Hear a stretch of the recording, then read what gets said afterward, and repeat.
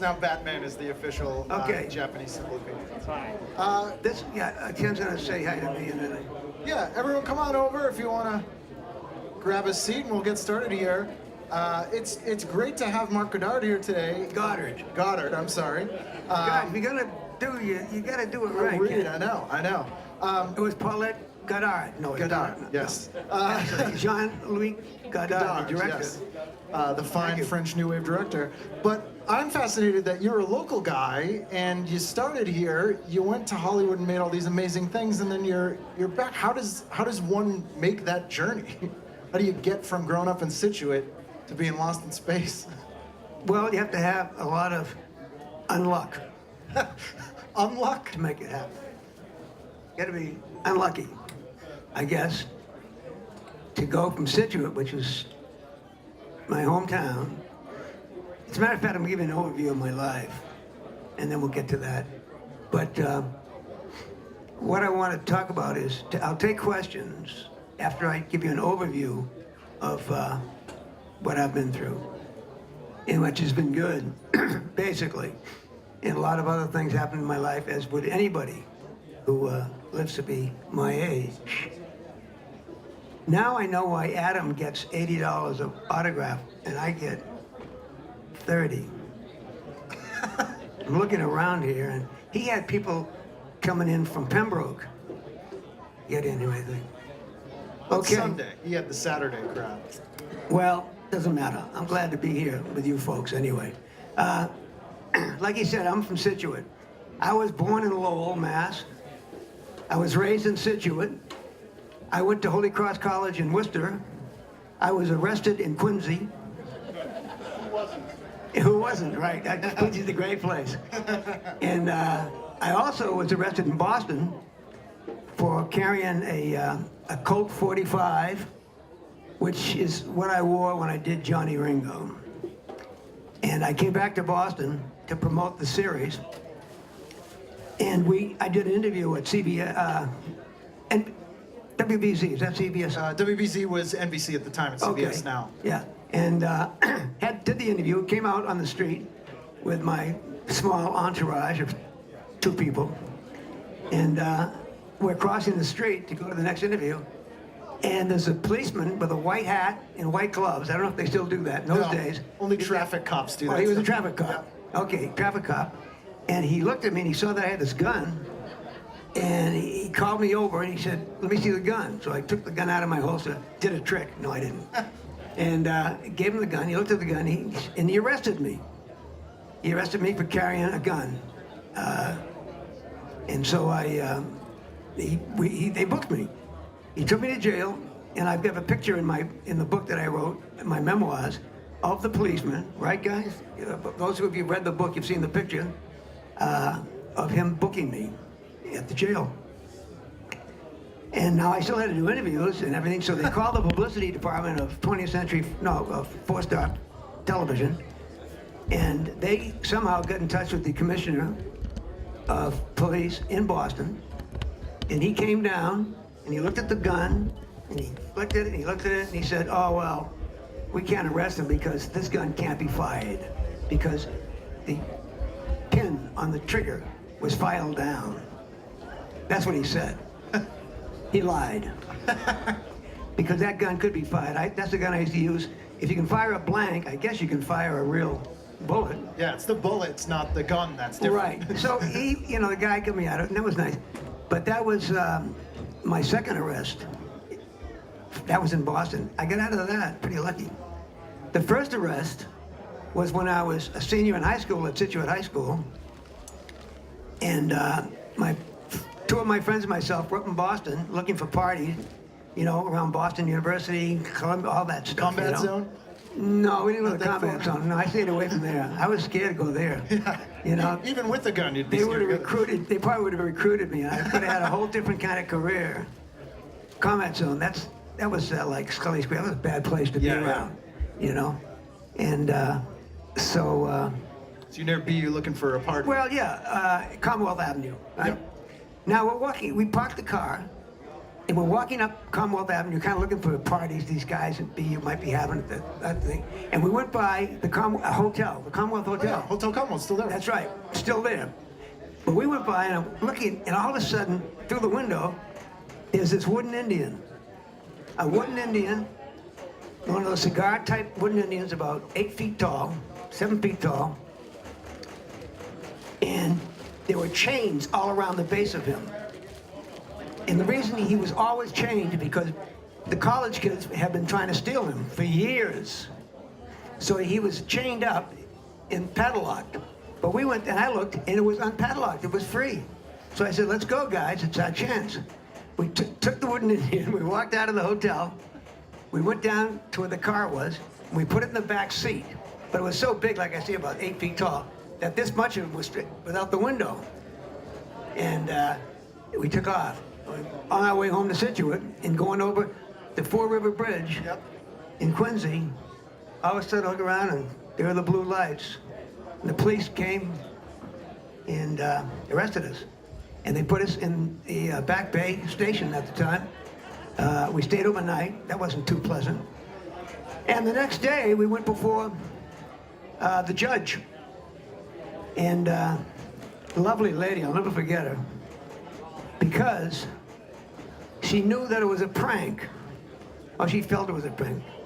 And I've been pulling pranks all my life, but this prank got me in trouble. Because that wooden Indian was valued at $3,500 or whatnot. Wow. This is late 50s? Or Yeah. Yeah, that's... And so it was a grand theft. That's it was grand theft. You know, I felt I was Clint Eastwood in grand theft, and boom. And so they, but she said she realized it was a prank, and three kids, you know, from Situate, seniors, all of us were going on to college. She didn't want us to have a record, and that's what she said. And so she exonerated us, and my father came up to get us. My best friend, Pete Stewart, his dad wouldn't come up. He said, no, let him run there, you know, because he was a football coach, and he wouldn't take that kind of nonsense that we were doing, that prank. So it was great.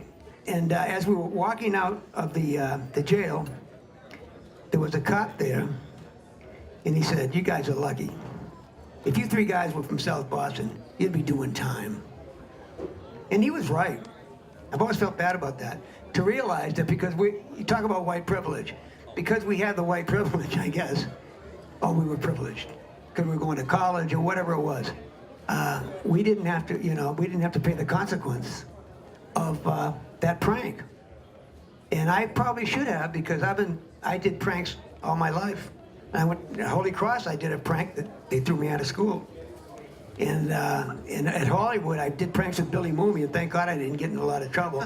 We were always pulling pranks on the robot, which I'll tell you about a few if you want to hear. What was the Holy Cross prank? Is that one I can worth repeat? sharing? Yeah, at Holy Cross, hey, you know, you guys got to realize, when I went to Holy Cross, we're talking about the 50s, 1959. No, 1959, did Johnny Ringo. 1956, I went to Holy Cross College. And at the time, a few young men that are thinking to go to Holy Cross or schools like that, they're good schools. But at the time, we had no females at the school, which almost drove me nuts, not to have a girls around. But it was all male school, and you couldn't drink on campus. You just couldn't do it. So to get to this story, I'll just tell you, it was a Catholic school, and we had to go to Mass every morning. We had to go to Mass every single morning. Get up in the morning, go to 7 o'clock Mass, put a tie over your pajamas, go in, and sit there, you know, and don't pay attention. And you do that's disconcerting for me, sir. That's a little disconcerting for me. It throws me, it's all right. If single thoughts are okay, but I don't want video necessarily. Oh, good. Okay, that's fine. So anyway, had to go to Mass every day. And the pews are like this in the church. And you come in, and I had a friend of mine, Dick Surratt, from Leominster, Mass. And Dick Surratt was an S, and I was Mark Goddard, a G. And we were signed to sit places according to our last name. So I was up here as Goddard in the pew, and he was back there as Surratt. And I came up with a good idea. I said, Dick, we're in Mass, it starts, I'll get up, because you could do that, and go back to confession. And then when I go back to confession, you take my place up here. And when the card comes down, just check it off, because they'd send a card up and down the pews, and you check off, got it, boom, boom. The priest didn't know, he's at the end. And he's just collecting them, and we're signing them, just check, check, check. And then when it got to Dick Surratt, I'd go and I'd take his place, so that we were covered, we thought, but we were caught. So we had to check in at the Dean of Discipline's office for a week, every night, every hour, all night long. Now, so we were back at our rooms during this time that we were kind of suspended, and we couldn't leave our rooms. But we got everybody, I got 4 of my friends into my room, snuck them in, and at the end of the corridor, we had a priest standing there with his black robe at night, because you couldn't leave your room after 10 o'clock, or you'd be in a lot of trouble. So he sat there, and he would be in his black robe, and he would shine the lights on anybody that came out, and he would send, after 10 o'clock, and he'd send you down to the Dean of Discipline. So this is what's happening. And I'm kind of a troublemaker, I guess. But what I did is, I snuck a 6-pack of Budweiser into my room before this all happened, and I had it there. And it was warm, because we didn't have a refrigerator. It's been there a while. We didn't care. It was beer. Open up, and so I had my 3 friends and myself enjoying a beer. Well, you know what beer does to you guys. After a while, you have to, I had to go to the bathroom. But I couldn't go out because Father Facey was out there, and he'd catch me, and then he'd send me to the Dean of Discipline, and I'd be in more trouble. Now, in those days, in Holy Cross, I don't know other schools, we had those heaters. You know the heaters that this high, steam heaters? Yep. And behind the steam heater was the window, big window, this big. And so I knelt up on the radiator, and I opened the window, and I went,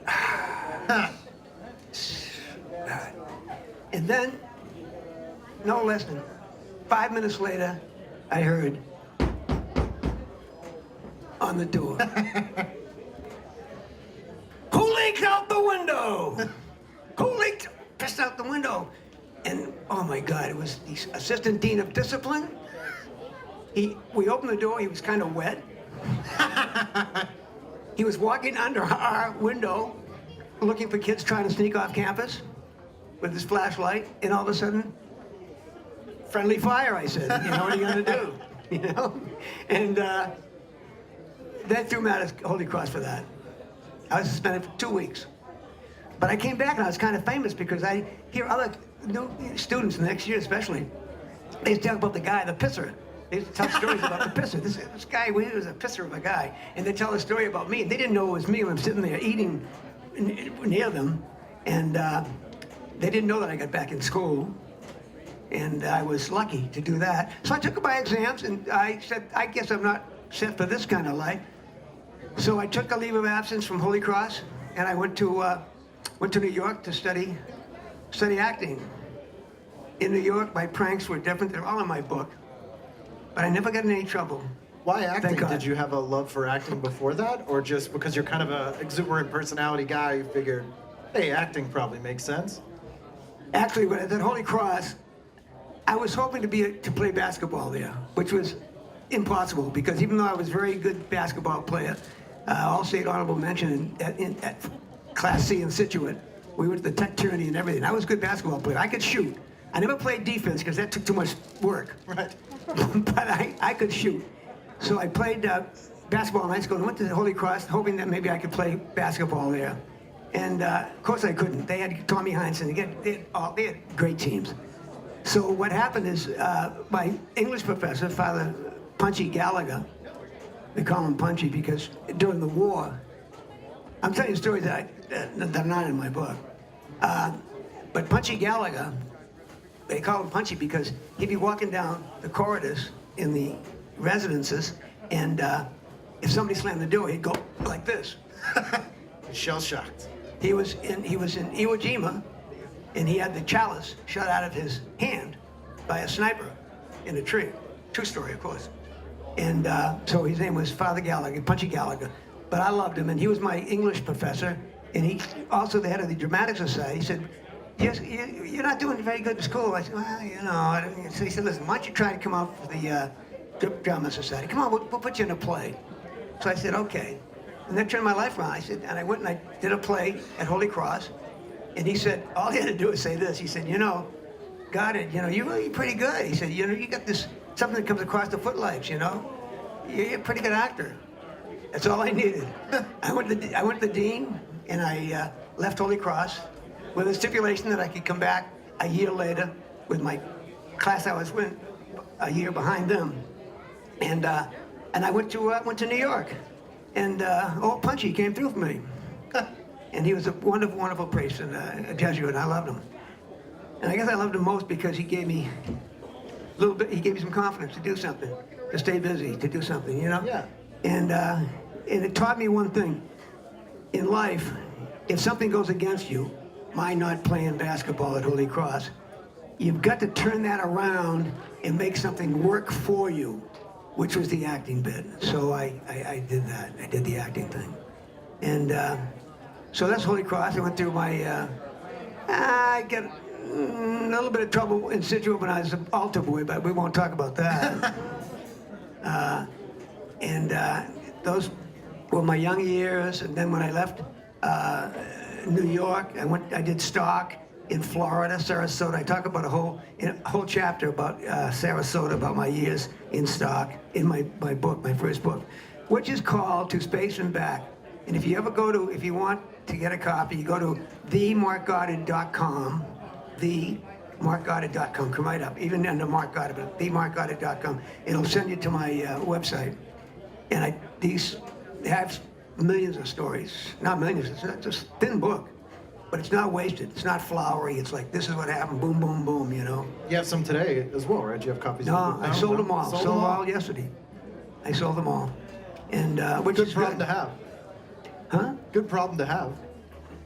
Well, yeah, I know. I'm upset I get some more now, which I'll do. But anyway, so then I went to Sarasota, Florida. I did stock there. I went to California, and I was very blessed, you know, and lucky at the same time. When I got to Hollywood, I drove from Florida to California on in an old Plymouth that I had, that I got when I went to New York, and I drove out to California, and I ended up in Long Beach, and I thought that was Hollywood. So I'm driving around Long Beach for a long while, and somebody said, "What do you want?" I said, "I'm looking for studios." Well, they're not here, son. They're up there. So I had an aunt that lived close by there, and I stayed with her. And one day I went to Paramount Studios because I wanted, Marlon Brando was directing a movie called One-Eyed Jacks. And I wanted to meet Brando because he was an idol of mine, you know, being an actor in those days. And so I went to Paramount Studios where it was being filmed. And I went to the guard at the gate. They let people, you know, drive on the lot. And I started walking on the lot. He said, wait, what do you want? I said, "I want to see Marlon Brando." He said, "You just can't come in and walk on a studio and say you want to see Marlon Brando." I said, "Well, how am I going to watch him work?" And you can't. Unless you know somebody that gets you on the lot, maybe they can get you in to see him direct or whatever. But, you know, you can't do that. You don't know anybody, do you? I said, "No, I don't know anybody. I know you." He said, "But I'm not going to get you in." So I went back across the street to a place called Old Blatz. Nice restaurant. And a lot of people from the studio would go over there and eat. And I went over there and I sat down. I had about $7 in my pocket. That's all I had in this old car. I sat down at the counter, and I looked over and I saw this actor that I knew in New York who had a walk-on part, just a walk-on. Frank Dana was his name, just a walk-on. And he was in this movie called Careers with Carolyn Jones and Dean Martin, I think, yeah, and Shirley MacLaine, Korea. And so I saw him and I said, "Hey Frank, how you doing?" "Oh, doing." He had an outfit on, waiter's outfit. And I said, "What are you doing?" He said, "I'm doing this movie." And he said, "Joe Anthony's directing it." And Joe Anthony knew me from New York. I said, "Oh yeah?" And that's how you got here. I saw Anthony. So I thought, and I went back to the counter and I borrowed a piece of paper and a pencil and I wrote down, "Dear Mr. Anthony," I said, "my name is Charlie Goddard. My real name is Charles." I don't tell many people that. Yes, I do. But I changed my name. Charles is my Christian name. Mark is my stage name. Why I changed it, that's another story. So anyway, I was Joe Anthony. So I wrote, "Dear Mr. Anthony, my name is Charlie Goddard." And I was in Florida, did some stock in Florida. And I met a writer named Joseph Hayes, who wrote The Desperate Hours. I made this up, you know. But I said, he said, "If I ever go to Hollywood, look you up." Because I knew they had worked together on Broadway. One was a director, one wrote something. So I went and I said to him, and I brought the note to the guard at the gate that I had just seen. And he said, I said, "What do you want me to do with this?" I said, "Could you give it to Joe Anthony?" He said, "No, I can't." He said, "But I can give it to his secretary. She comes back to lunch a lot." I said, "Would you do that?" He did it. I left my phone number. They called me to come see him 2 days later. I went on the studio lot, and I walked by the cop. He said, "Where are you going?" I said, "Oh, I have a pass now to see Joe Anthony." He said, "Oh yeah, you do. How'd you do that?" I said, "Well, you gave the note to his secretary." "Oh, good." I said, "Thanks a lot. He really helped me a lot." I went on. I watched him direct. I sat down. They were doing a scene, a courtroom scene, and they were all up there with the judges, and I just sat down where the people sitting in the court. And they called for lunchtime. They all went to lunch, and I just sat there. I didn't know what a director was. I didn't know anything about anything. And I sat there, and about 40 minutes later, the director came back. I didn't know what Joe Anthony looked like. He said, "Hi, are you the young man that wrote the note to me?" I said, "Yes, sir." He said, "I'm Joe Anthony." I said, "Oh, I know. I know you are." I said, "You directed this and so forth." And he said, we talked no more than 5 minutes, and he sent me to William Morris Agency and MCI. The two biggest agencies, Lou Wasserman, Yeah. Unbelievable. I went to see William Morris people first, and I went into this agent's office, and he said, "Gee, you look like you could be a cowboy. Do you know how to ride a horse?" I said, "Do I know how to ride a horse? I got a ranch back in Boston." "What do you mean?" "Sure, I can ride a horse. I've never been on a horse." So he said, "Well, we have this part in The Rifleman, and we get some film on you. We'll get you become a member of SAG. You go on. It's a non-speaking part, but we can at least see what you look like." It was called The Raid on The Rifleman. I get shot off the horse. Now, I was like, and why did that happen? I didn't know what I was doing. This show, The Rifleman, this particular episode, was Michael and Sarah, who played Cochise, had a whole posse of people, cowboys, and they were looking for little Mark, or somebody was missing or something. And so I was going to be part of that posse. So they sent me out to the ranch, Irvine Ranch, and there I am. I felt like $1 million, man. They gave me an outfit and a cap. I was a cowboy. I'm looking at myself in the mirror. So the mirrors outside where they make you up, and portable mirrors and all that. And I'm looking at myself, my hat. I'm feeling really good, man. I'm a fucking cowboy. You better believe it. And then this guy, a wrangler, came over. Wranglers are guys that take care of the horses. And this wrangler comes, they're all bow-legged, as you know. He comes over to me, and he says, he get the horse with me. He said, "This is the horse you're going to ride." I said, "Okay." He said, "Now you're going to go out and see the director, and then director will tell you what to do." And he looked at me, and he said, because I'm looking at which side of the horse to get on. I wasn't sure. I'm looking at him, I said, "Can you ride?" I said, "Yeah." He said, "I hope so." He said, "Because this horse, she's small. Her name is Princess. And she's the horse that Betty Hutton rode in To Get Your Gun." They put this horse, it had to be fast, on a treadmill like that with the background there, and this side outside. And that horse is really fast. I said, "Okay, but she's cute."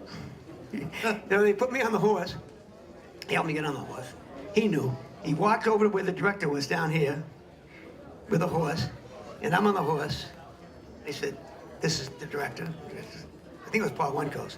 And he said, okay, Goddard, listen, the posse's up there in the hill, way up there somewhere. There's the posse. You're gonna go up and join the posse because this part of it you're in. And then after that you get shot and you're not gonna be in. But you're in this part of the section where, you know, so go up there where Michael and Sarah, and the posse's gonna come down to the camera, and Michael's gonna stop everyone, and like, you know, and then you see his hand go up, everybody stops, and there's some dialogue, and that's all you gotta do. I said, okay. Well, he said, well, you gonna go? I said, well, camera's facing this way, I gotta go that way, I'm faced this way, and I'm trying to get the horse around. I said, giddy up, horse. Let's go. And the horse turns around. Well, luckily he knew. Turned around, and the director said, Paul said, go, go. Okay. He hit the horse on the ass, slapped him on the butt, and the horse took off. Now the horse is going up just about a mile where they are. It felt like a mile, long way off. And now I'm on the horse. I hold on to the pommel like this. My feet come out of the stirrups. I'm bouncing around all over the place. I'm looking down and say, oh my God, I'm gonna die. This is ridiculous, you know? These clumps of grass come to my hat goes flying off. I felt ridiculous. I didn't know what the hell was going on. My horse finally got up to where the other horses were and stopped because the horses were there. And I got my hat back by Billy Hughes, came back, and now my horse is facing that way and all the other horses are facing this way. And the director yells, action! Well, those horses take off, and my horse is facing the wrong way, but he just rears up all the way around and takes off after those horses. Same thing happens. I'm all over the place on this horse. I know this is awful. I was awful.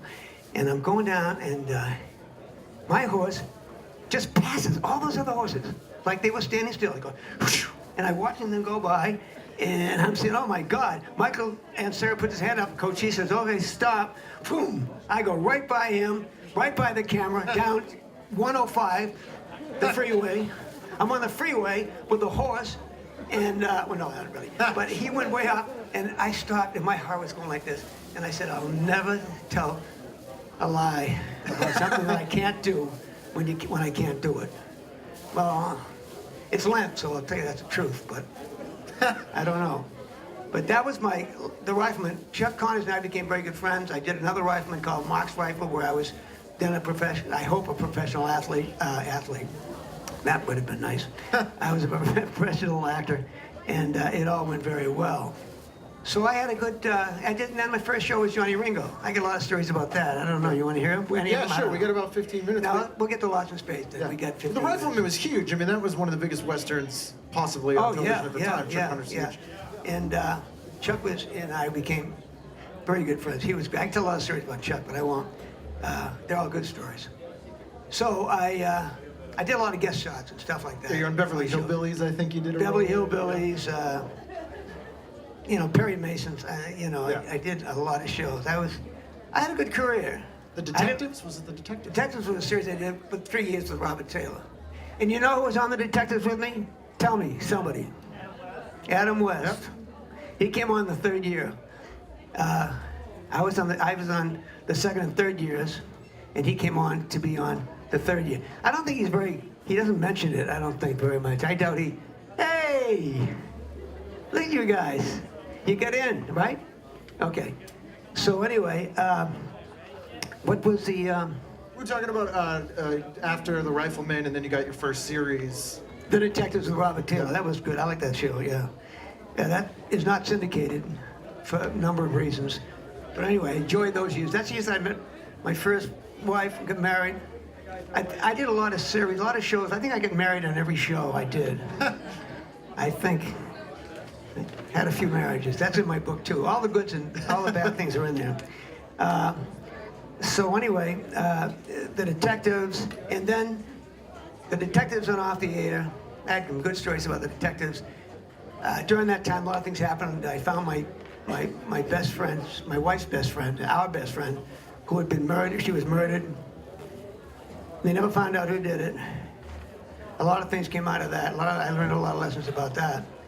And it was connected up to the Kennedy assassination because her father was Herb Cups, and that's another whole story. Is that in the book? Yeah. I don't tell the story about how she was involved in the Kennedy assassination because she made a phone call and her father's best friend was Jack Ruby. And all those. Wow. It's very intriguing. Wow. A lot of writers have written about it. It's on. If you look, go to Karen Cupsinet, Cupsinet, K-U-C, Cups-I-N-E-T, Cupsinet. It'll come up. All those stories come up. Wow. And there's pictures of me and my wife because we were in the jail talking to her and all that. I mean, talking to her. I get upset when I think about it because I really loved her. She was a great young lady, and it was a very moving experience. Finding her, etc. And then Lost in Space is. And then after Lost in that. Space came on to make life even worse. If you believe that, no. Lost in Space was fine. It was great. It's great now because it's given me the opportunity, even after 50 years, to meet all these people from different parts of the country. I've done about 200 of these shows. And to meet the people, you know, and talk to them and get to know them, that's very satisfying, you know. So Lost in Space has come through. As far as doing it is concerned, could have been better, could have been worse, I guess. I had no problem with it. As you all know, Guy Williams and June Lockhart were signed on as the stars of the show. Jonathan Harris came along and took it away from him. Didn't take it, wasn't him, but he became the star of the show. And then became Jonathan, the robot, and Billy. That was the show. Didn't affect me too much because I still had good things to do with Jonathan. Dr. Smith. Dr. Smith and Major West, we used to go at each other. So I had some scenes, I had things to do. And I also had a few things with Guy that I called the Don and Guy show, John and Don show. So that worked out pretty well for me, but it wasn't, you know, during the middle of the second season when the robot started, you know, was feeding me the robot. This is good entree. When the robot used to wear those boas and dress up like a girl, and Jonathan started doing all those things where he was, I don't know, he was a Western, he did all these things. I didn't see many of those shows, but I know about them, I read about them.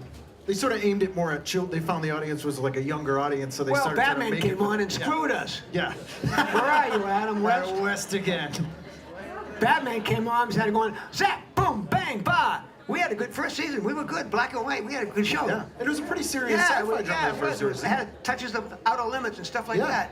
And then bing, bang, boom, bomb, you know, and the Cape Crusader, you know, and his little friend Robin came on and did all that. So in order to, they were right opposite us. So to compete with them, we started going campy, you know, to all this silly stuff, which I didn't think we had to do, but we did it. And when Batman first came on, it killed us in the ratings.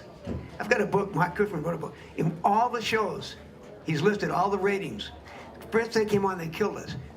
But they, by the end of the middle of the second year, we bumped them off the air. Yeah. Opposite us, they went on to a There were only another 2 day. seasons. People forget that Batman was a huge thing, but for a very short time, it was on twice a week. So And- you yeah, guys that's right. outlasted them. And we did good. We beat them. But that doesn't matter. I mean, you can't compete against Batman, you know, and Robin. They're icons. Well, I think perennially, though, but the Lost in Space was in syndication for so long that I mean, Batman's obviously come back now and in the late 80s, All right, but but you I guys said, were on non-stop for years Non-stop and for years 50 and years. We were Yeah. on somewhere. Yeah, 50 years we were on somewhere. And, but didn't make a penny from it. If I made $10 for every show that's been shown over the last 50 years on Lost in Space, I wouldn't be here today. Oh yeah, pre-syndication deals. I mean, all the Yes, Brady I'm kids. just kidding, being a wise guy. Yeah, I'd be here to see you and everything, but I'd come up in my limousine maybe or something, instead of my, you know. You'd I own mean, this I might- building. Maybe I'd fly in just to see you guys. Yeah. I would be out in California. I'd be on a beach with a Mai Tai, you know, throwing my life away. You know? On your own island. And so I've been blessed that it didn't work out that way. I would have had a terrible time. Instead, I came back here and finished my education and got my master's in special ed and worked with young people in a residential facility society called F.L. Chamberlain up in Middleborough. And I was there 24, 25 years. And there's my friend from F.L. Chamberlain and her 2 beautiful kids. But we've known each other, what, 6, 7 years, I guess. 8 years? Was I good or what there at Chamberlain? Huh? Did I take care of the kids? I kept you entertained. I kept those kids entertained too, I hope. Great kids. So I did that, and that was a blessing that I was able to work with young people in special education. So everything works out as it should be. You know, God's been very good to me. Thank you, Lord. When you go So back into I- civilian life like that, do people recognize you from all the stuff you've done though and stuff? Does it make it harder to? Nobody recognizes me. There was a guy at a restaurant about 7 years ago that said, weren't you, I'll tell you the story. You want to hear the story? I'll tell you how I was recognized. And after I do this, I usually end the show with this. Okay. But I did want to tell a couple of robot stories, but they're not good for him. So maybe They I make the won't robot say- look bad? They're in the book, and it makes the robot look really bad. But I will say this. Well, the second year in Lost in Space, the guy looks like you I'm going to tell the story to. Guy, his name was Packer. You Irish? Not looking around, I don't know. Anyway, what happened was this. I was at, I can tell this story, you guys know what I'm talking about. I was at Paragon Park in Nantasket. Came back for a visit. Second year I was doing Lost in Space. And I had my daughter, Melissa, was 4 years old, and she was with her cousin. And I was holding their coats for them while they were going on a teacup ride. And I'm standing there, you know, holding the coats and waiting for the ride, got it through. And I notice over to my left, there's a beer garden. About that far away, where that, and, you know, a beer garden is, these little things you twirl, your little stools you sit on, red leather, silver, and this guy's out there, he's almost fallen off his stair. He's bombed. This is like 2 o'clock in the afternoon. He's drinking down, he's throwing down those beers like you wouldn't believe it. You can tell by the way he was like just falling off the stool. And he's looking at me, and he's looking at me, and he's looking at me. And finally he walks over to me. He said, excuse me, mister, but you look just like the guy who's on Lost in Space. He said, I swear, you got the same kind of hair, the same build, you look like, you know, manner, I swear to God, you could, he said, you know, the Inquirer, they have a contest every week for look-alike, celebrity look-alike. You can win $50 if you send a picture of somebody who looks like a celebrity, you know? He said, I swear, he said, you know, if I had a camera, I'd take a picture of you, I'd send it in, and I'd probably win the prize, and I'd even split it with you. No kidding, that's how much you look like this guy from Lost in Space. Oh, and then he came back, oh, she said, I'm sorry. My name's Brian. And I said, hi, Brian. I'm Mark Goddard. Holy Jesus Christ! Oh, gee, Mary, God, I don't believe it. I can't believe it. You've even got the same name. That's a classic. That's true. That's a doppelganger.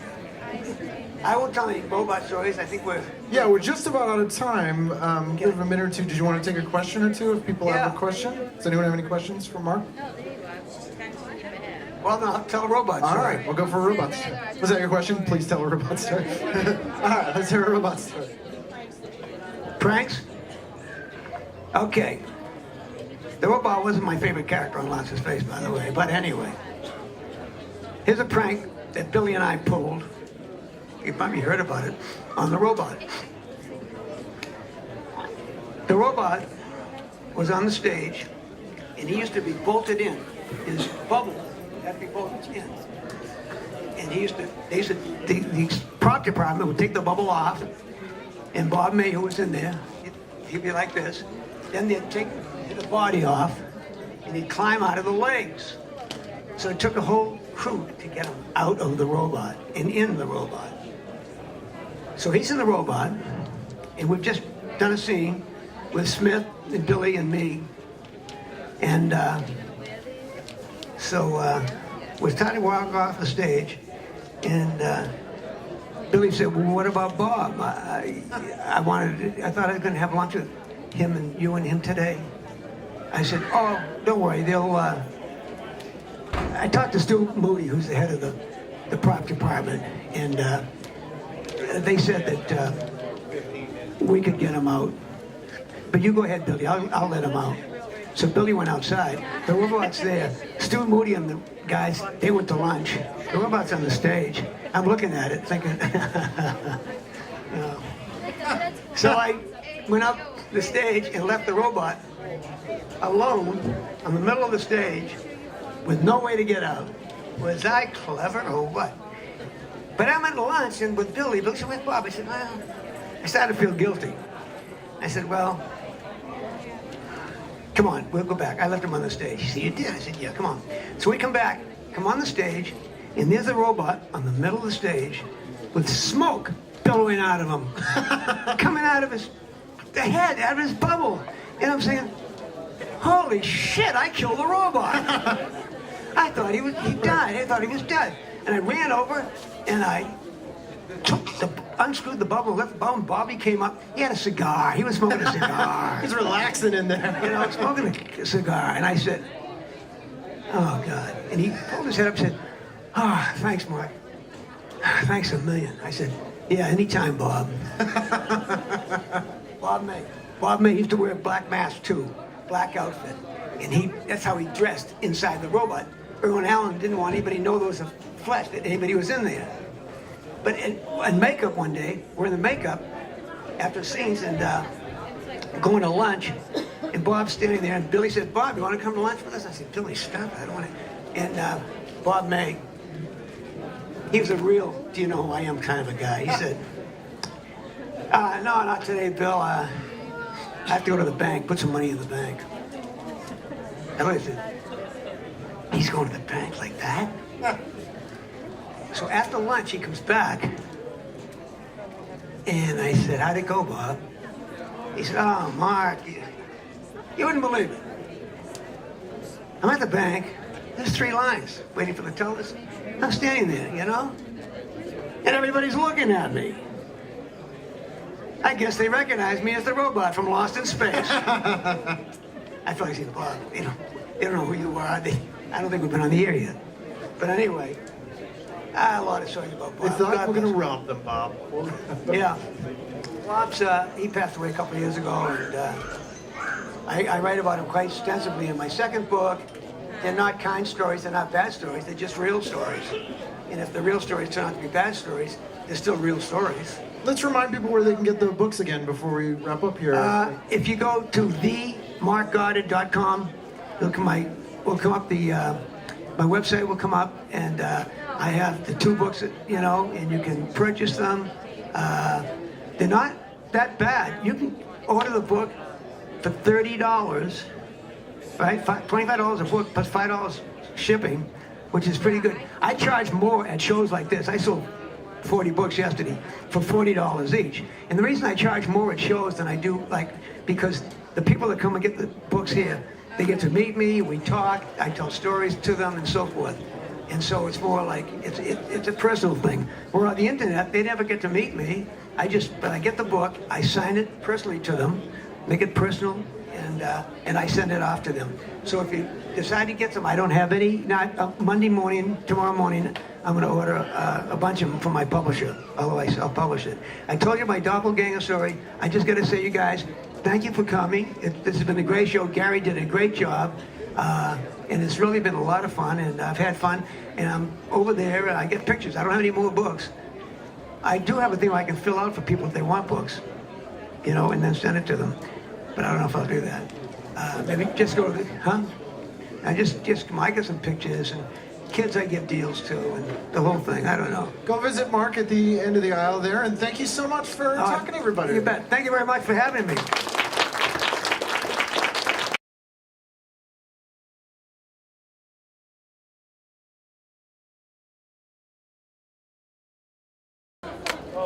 Greetings, citizens. This is Tyro Man. I'm at Northeast Comic Con. I'm talking with Joe. Say, Pierre, how you doing, Joe? I'm good. I want a mask. You gotta give me a mask. I don't want to expose your secret identity, but I want to be your Sci-fi. Cool. More than welcome to, yes. Okay. So, how's the convention going for you? Great. Terrific. How's it going for you? Good. They had a huge turnout here today. It's a pretty great turnout. Yeah. It used to be a J.C. Penney, but now it's huge. Yeah. comic book department store. I love it. Yeah. Very cool. So how did you get started in comics? I started in comics when I was a kid, and I first discovered like Spider-Man. I said I want to do this for a living, and then I just kept drawing my own comics and my own characters, and then eventually I made it to Marvel. How's that? That's nice. That's cool, right? What was your first Marvel book? First Marvel comic? Yeah. Oh, that's a good question. Well, I remember early Marvel comics that I would read would be, I think it was Amazing 92 with Iceman, Spider-Man versus Iceman. And I remember 93, which was Spider-Man and the Prowler. And I remember the first appearance of the Prowler, I think that was Spidey 78. So I'm not exactly sure what the first one was, but those were early ones. Yeah. Now, how about the ones you started working on? Oh, the ones I started working on? Do you still have that for those ones? The ones that I worked on, or the ones I bought as a kid? Yeah. Well, I probably ate the ones that I bought when I was a kid. You can't Yeah, catch they're those probably in? gone. No, I don't think I bet they're those are worth probably it. worth something, They're right? kind of chewed on. Yeah, I'm sure I ate them. Spidey's that I drew. Yeah. The first book I did for Marvel on Spidey was 2099, the future version. And then from there I went over to the mainstream Spidey offices. I did super special, one shot. I did a whole bunch of one-shots for them. And I did a couple of Venom miniseries after that. One was with Spidey and one was with Wolverine, where he fought Wolverine. So I've drawn more #1 issues with Spider-Man or his cast than any other artist. Ah, Pretty cool, right? that's a cool thing to have you got. It's a cool little niche thing. Yeah, it's a good byline. It's a cool byline. What else So you would got? Spidey be the one character? It's my favorite that I did not create, yes, without a doubt. It's my favorite superhero character. Yep. How about you? What's your favorite? I got so many. I can't pick up. What's in your top 5? I guess Spidey would be up there. Good answer. So what are you working on lately? Well, I have my own creator-owned project. It's called The New Zodiacs. This is it right here. It's about 12 characters who can channel the cosmic energies of the Zodiac. The first 4 characters are introduced in the first volume, and I'm currently writing the second volume right now. That introduced the next one. So you do me like 444 thing? It's a good idea, but I think I'm going to revisit these guys again. Okay. They're going to start to interact with each other like the Marvel and DC universe does. And then I'll kind of fold in the new characters organically in the story. Are these some of the characters you created when you were a kid that have now come to life? Or are these all new? Some of them are probably about 20 years old. Yeah, it's a mix. Some of them are maybe much younger. But I certainly have ideas that I created as a kid. I don't think they're in the news yet. Give them time. So they went to Yes. Now, how do you When I was a kid, I was creating characters like fruit families. So it's hard to get a fruit character intermixed with humans and stuff. I'll work on it. It could happen. It could happen. You go to the fruit universe. Exactly. It could happen. Anything's possible. Exactly. Cosmic strawberry comes to Earth Yes. and turns everyone into fruit. It could happen. Yes. They're easy to draw too. Strawberries, blueberries, Oh, you can get it. banana. It's so easy. Yeah. You don't have to know anatomy. It's awesome.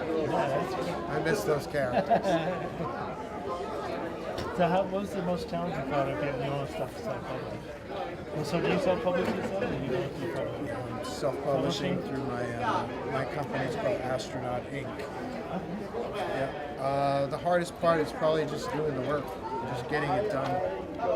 It's very time-consuming. I wish I could have it done, overnight. But I just have to work at my speed and get it done. But it's a blast. It's a lot of fun. You'll get them quicker if you go to the fruit universe. Exactly. Yeah, So I can draw so fruit so much faster. What is it with all these human characters? Why do they have so much anatomy? It's annoying. Frustrating. Frustrating. Seriously, what is the most challenging part to drawing? To drawing?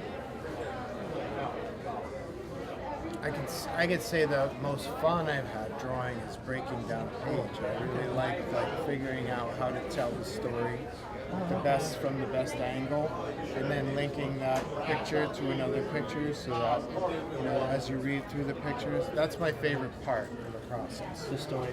Yeah, yes. It's kind of, the storytelling. Yeah. And then the drawing and the inking and the coloring, that just becomes, for me, it's more of a chore to get all that done. My most favorite part is finished, and now I gotta draw it, and that's not as much fun. Yeah. But there are benefits to that too. You know, I like to learn how to. It's cool to learn how to draw from a figure, say from a certain angle or a horse. You know, there are rewards to learning how to draw, but it's just not my favorite part. Now, do you go to a lot of conventions? Well, in the Northeast area, I try to attend. It's a really cool scene up here. You know, from say Portland, Maine, down to Boston or this area. I've been over to Rhode Island and Connecticut. So I do maybe about 8 to 12 shows a year, I think, something like that. Yeah, got to get the word out, man. Got to spread the new Z. Yeah. That's how it works. How about you? Do you do a lot of shows?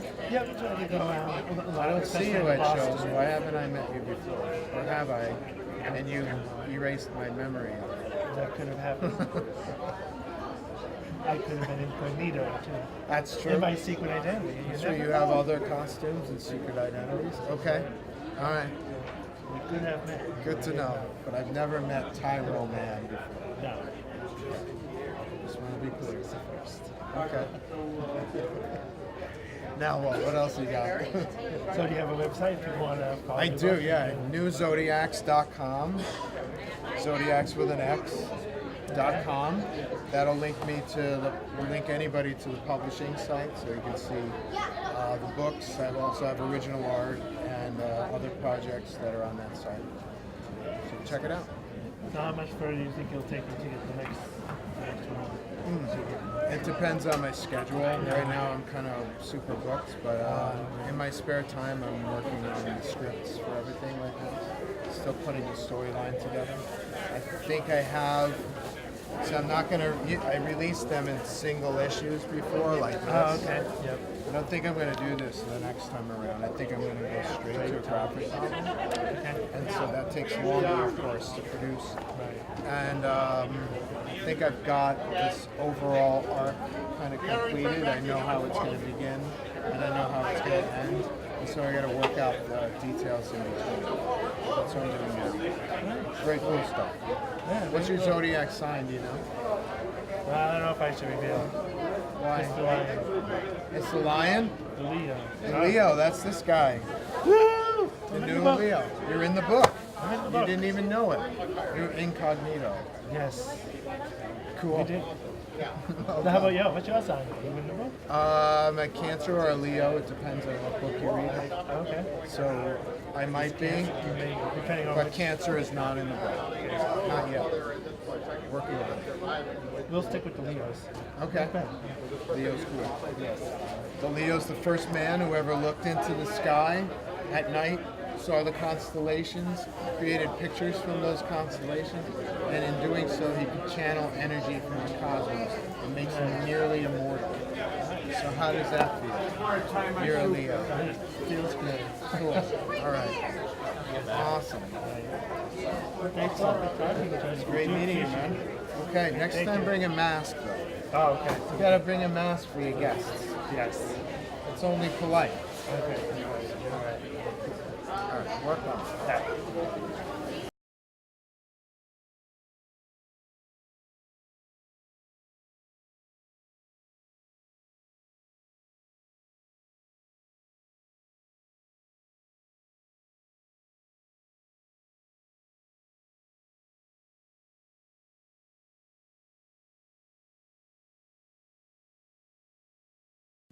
Well, a song about never saying never and never being told what you can or cannot do. This is one of us. A 1, 2, 3.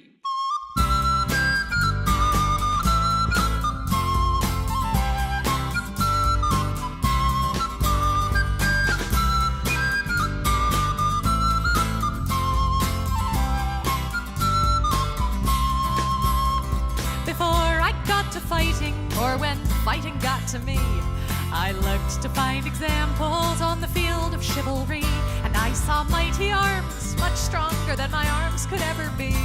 So I thought perhaps that field was not for me.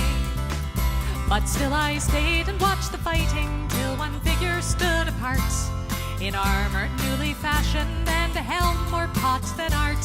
But each blow was thrown with honor and the lightness of the heart. So I took that step which soon became a start. 'Cause she was not the biggest fighter, nor one to raise a fuss, but I remember being proud that she was one of us. And we might never stand together in a shield wall side by side. Because of her I lift my sword with pride.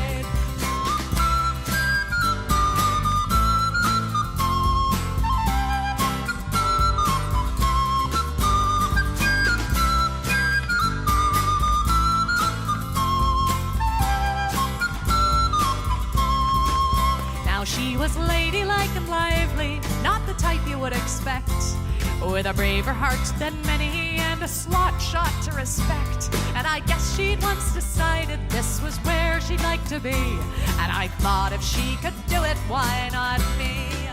'Cause she was not the biggest fighter, nor one to raise a fuss,